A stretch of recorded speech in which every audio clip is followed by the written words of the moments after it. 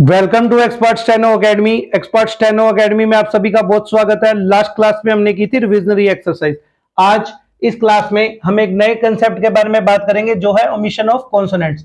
Consonants आप जानते हैं क्या होते हैं। ओमिशन यानी मिसिंग, जहां हम कॉन्सोनेंट्स को मिस करते हैं। ये कुछ रूल्स मैंने पहले से लिख के रखे हैं। बात करते हैं फर्स्ट रूल के बारे में। Where P is very slightly sounded it may be omitted.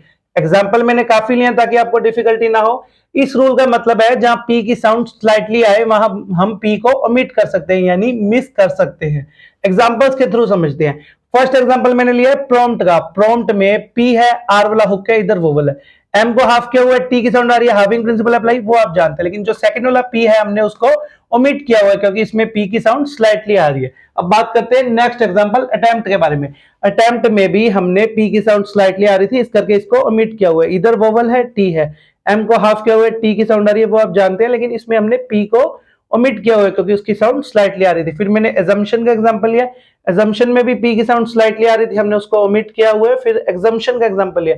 Exemption में भी पी की साउंड स्लाइटली आ रही थी तो हमने उसको ओमिट किया हुआ है। इस रूल का यही मतलब है, जहां पी की साउंड स्लाइटली आए वहां हम उसे ओमिट कर सकते हैं। आई होप आपको फर्स्ट रूल क्लियर हो गया होगा। अब हम बात करते हैं नेक्स्ट रूल के बारे में। Medial T immediately following circle S में बी ओमिटेड। एग्जांपल मैंने काफी लिए ताकि आपको डिफिकल्टी ना हो। इस रूल का मतलब है एस वाले सर्कल बाद इमीडिएटली जो मीडियल टी आएगा हम उसे ओमिट कर सकते हैं। मैं रिपीट कर रहा हूं, एस वाले सर्कल बाद इमीडिएटली जो मीडियल टी आएगा हम उसे ओमिट कर सकते हैं। एग्जांपल्स के थ्रू समझते हैं। फर्स्ट एग्जांपल मैंने लिया है पोस्टमैन का। पोस्टमैन में एस वाले सर्कल बाद जो टी आ रहा है हमने उसको ओमिट किया हुआ है अकॉर्डिंग टू दिस रूल। फिर मैंने होनेस्टली का एग्जांपल लिया है। होनेस्टली में भी एस वाले सर्कल बाद जो टी आ रहा है हमने ओमिट किया हुआ है। फिर टेस्टफुल का एग्जांपल लिया। टेस्टफुल में भी एस वाले सर्कल बाद जो टी आ रहा है हमने उसे ओमिट किया हुआ है। फिर मिस्टेकन का लिया है। मिस्टेकन में भी एस वाले सर्कल बाद जो टी आ रहा है हमने उसे ओमिट किया हुआ है।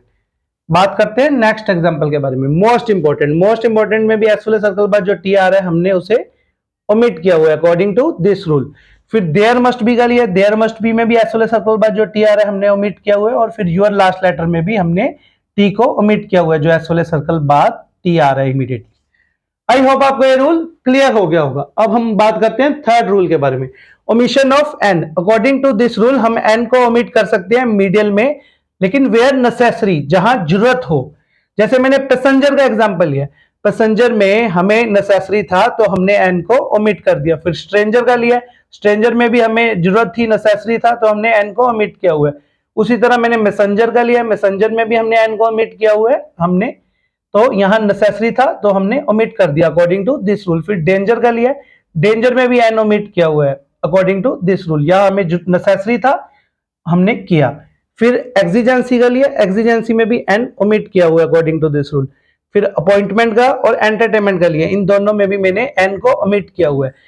इस रूल का यही मतलब है कि हम एन को ओमिट कर सकते हैं मीडियल में वेयर नेसेसरी, लेकिन जहां जरूरत हो, जैसे मैंने इनमें आपको करके दिखाया। अब हम बात करते हैं फोर्थ रूल के बारे में। Omission of are.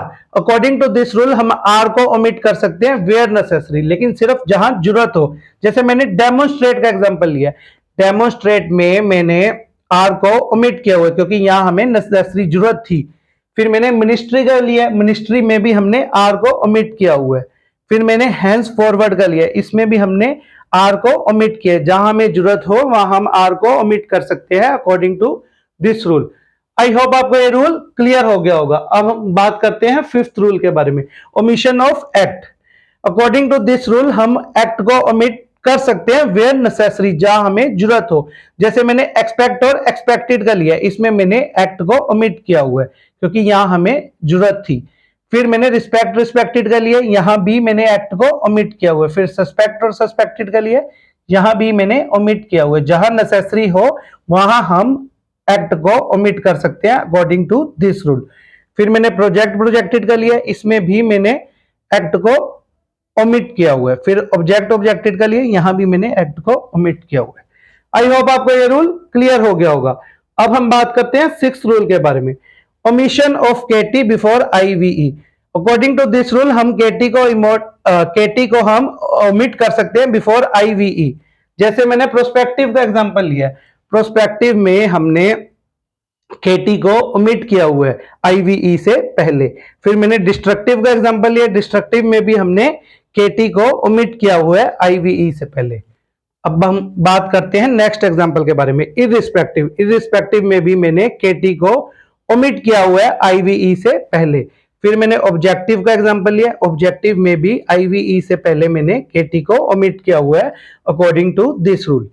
फिर मैंने रेट्रोस्पेक्टिव का एग्जांपल लिया, इसमें भी मैंने केटी को ओमिट किया हुआ है आईवीई से पहले। आई होप आपको ये रूल क्लियर हो गया होगा। अब हम बात करते हैं सेवंथ रूल के बारे में, ओमिशन ऑफ के बिफोर शन। अकॉर्डिंग टू दिस रूल हम के को ओमिट कर सकते हैं बिफोर शन। एग्जांपल्स के थ्रू समझते हैं। जैसे मैंने प्रोडक्शन का एग्जांपल लिया, प्रोडक्शन में भी मैंने के को ओमिट किया हुआ है शन से पहले। फिर मैंने ज्यूरिसडिक्शन का एग्जांपल लिया है, इसमें भी मैंने के को ओमिट किया हुआ है शन से पहले। फिर मैंने इंट्रोडक्शन का एग्जांपल लिया है, इसमें भी मैंने के को ओमिट किया हुआ है शन से पहले। फिर मैंने ऑब्जेक्शनेबल का लिया है और ऑब्जेक्शन का लिया है, इन दोनों में भी मैंने के को ओमिट किया हुआ है शन से पहले। तो आज हमने ओमिशन ऑफ कॉन्सोनेंट्स के बारे में पढ़ा। आने वाली क्लासेस में हम और नए कंसेप्ट्स के बारे में सीखेंगे। आज की इस क्लास में इतना ही। वीडियो अच्छा लगा हो तो आप लाइक एंड सब्सक्राइब जरूर कीजिए, इससे हमें मोटिवेशन मिलता है। Thank you so much.